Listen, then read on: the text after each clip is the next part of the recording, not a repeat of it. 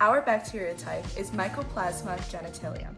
Mycoplasma Genitalium is a type of bacteria in which it infects both of the urinary tracts and the genital tracts in men and women.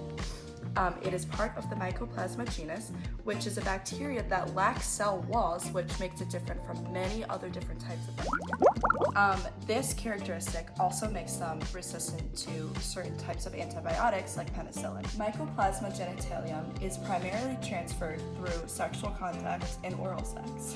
This type of bacteria can cause many painful symptoms in both women and men.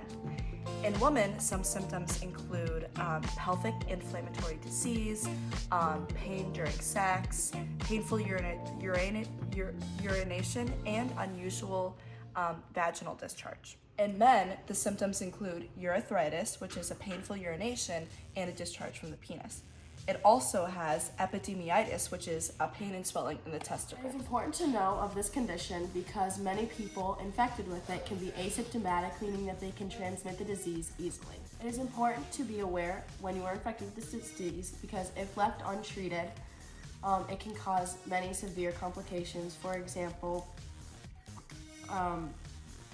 women infertility, pelvic inflammatory disease, and other infections. Our target audience for education on Mycoplasma genitalium is young adults and adolescents and then sexually active individuals. This is because the disease is primarily spread through sexual contact or unsafe sex, and if not aware of the condition, it can easily be spread through an entire community. If Mycoplasma genitalium is left untreated, it could lead to a bunch of complications like pelvic inflammatory disorder, which is the inflammation of the uterus, fallopian tubes, and that can lead to chronic pain. It can lead to infertility in both men and women.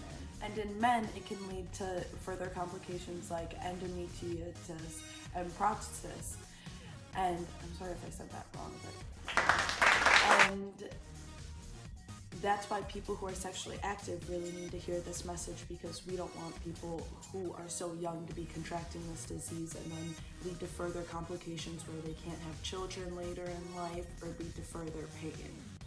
What we most importantly want you to take away from this is it's extremely important to be having safe sex. You don't want to lead to further complications in your life or any type of pain. So if you are someone who is sexually active, it is extremely important to be using condoms or other type of protection against this.